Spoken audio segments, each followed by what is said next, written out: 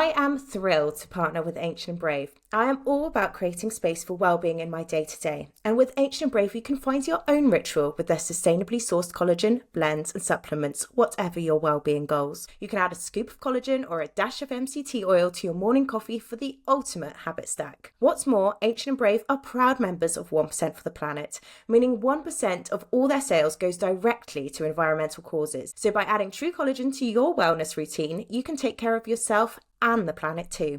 For more details, visit ancientandbrave.earth/planet and discover how your choices can make a difference.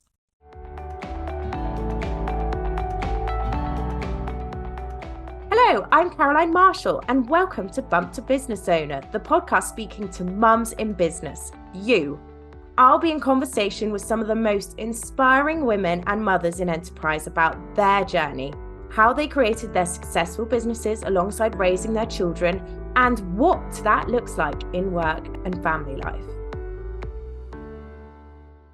Hello and welcome back to today's episode of Bump to Business Owner. I'm your host, Caroline Marshall, and today, bear with me because I haven't really planned this episode, but I feel quite passionate about it, so we'll see where I go. Is business growth making you feel guilty as a mother?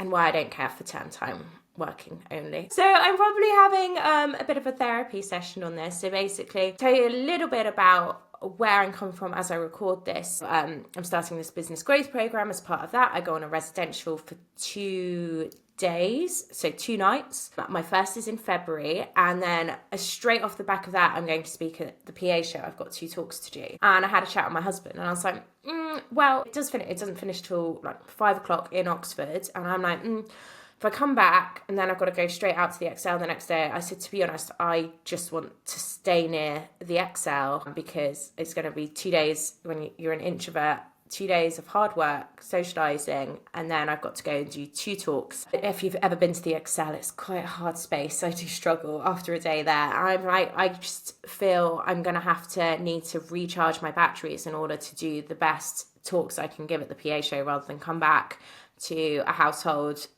of craziness and crazy kids and school runs and things not going to plan because I haven't been there for 2 days. And I tell you what, I honestly judged myself a bit for it. Like, Caroline, this is ridiculous. It's like 3 nights away on your own, taking another night after, just because of where the timing is full. But it's not ridiculous because I've promised to deliver 2 talks at the PA show. I never do this. I wouldn't be staying in a hotel the night before if I hadn't been away for 2 days learning lots and socialising lots. So I'll let you know how that goes. So in the world of juggling, and my mum's coming down to help, and I know when I get back, sometimes I get back from networking events and I feel really rude if I've had a family member come and help out because I'm like, I just want to go sit in a dark room for a minute. As much as I appear to be this extrovert, I'm an introvert masquerading as an extrovert, and I do really enjoy going out to see people, but then I need to go back and recharge my batteries, which is what I think an introvert, that's what I think an introvert is where you have to recharge yourself after being around people. And I can do that if I'm alone in a hotel room. And I might regret it. I might be like, oh, I miss my family. But then I'll know that ultimately I will be well rested, well slept. There's a gym,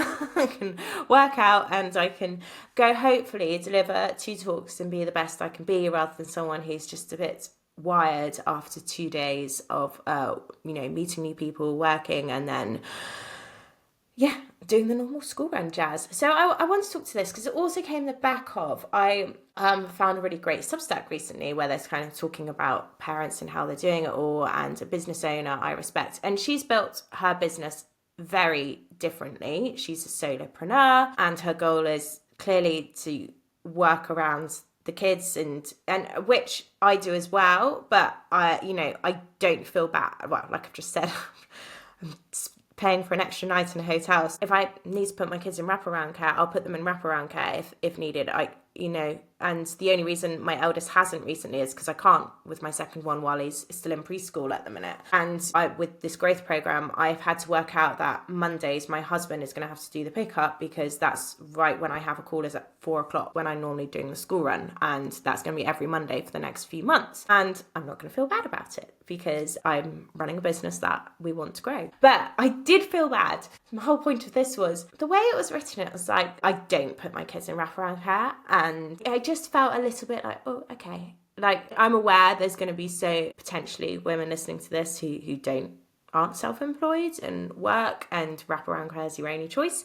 And actually, my kid loves wraparound care.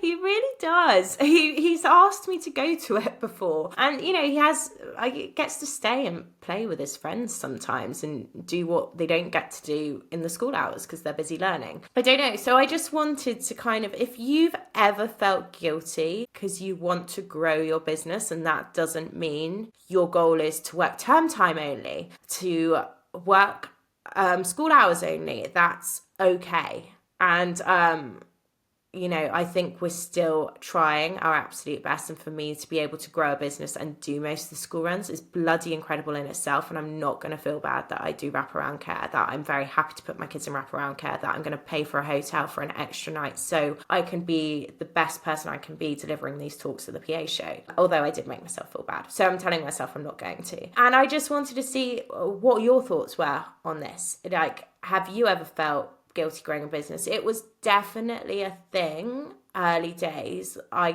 did feel some judgment about, well, why do you want to grow this? And people who had no idea about my background and how important financial independence is to me, that I have not needed to go to therapy to understand why I'm like this. And it is me, and my husband is supportive of it. So that's great. It works for us, for me to be like this. And I just think it's sensible. We are always open to the fact maybe one day I'll be the breadwinner, maybe one day, manifesting that, and he'll take a back seat until all the school runs. We'll see. Now, I don't know, it's never been my goal. I think that would also probably put us on more of a back foot if that was my goal, to be completely the go-to parent. I think we'd quite then easily fall into that, and I'd end up probably being quite resentful if I made myself even more of the go-to parent than I already am with the admin and kids admin and home admin.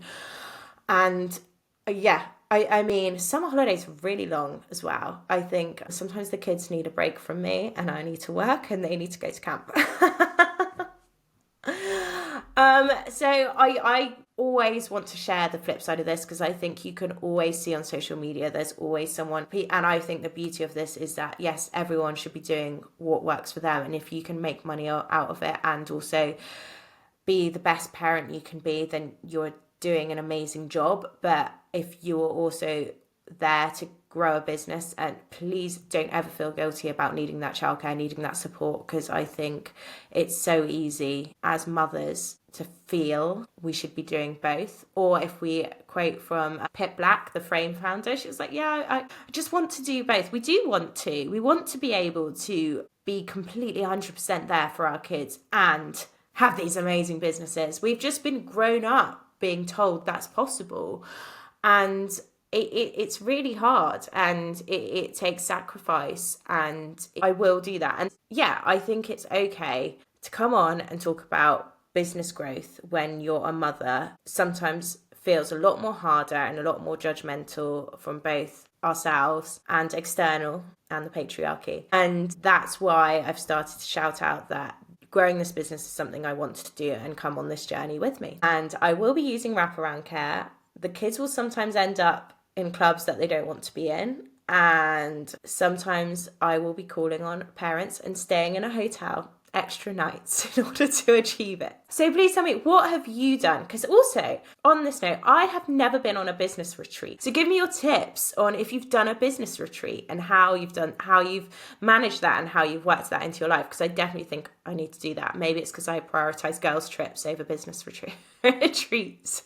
Both have their place. Yeah, I think the problem is I want to do the business retreats and the girls' trip. That's the problem with life as well. It's a choice, isn't it? So tell me, what have you done that's for your business that you've invested in that has taken you away from the family? And let's all share this together, because it's okay to do that. Thank you so much to Ancient and Brave for sponsoring today's episode of the Bump to Business Owner podcast. Try their Find Your Ritual quiz online to find out which of their products will help you achieve your wellness goals. Subscribe and not only will you get your order regularly delivered to your door, you'll also receive a ritual scoop. As a member of 1% for the Planet, 1% of Ancient and Brave sales go towards helping environmental partners working towards a better future for our planet. For more details, go to ancientandbrave.earth. Thank you so much for listening to Bump to Business Owner. I hope you enjoyed the conversation. Please do rate, review, follow, or subscribe wherever you're listening. It really helps us to connect with more mums and business owners. You can DM me on @BumpToBusinessOwner on Instagram, and I'll be back next week.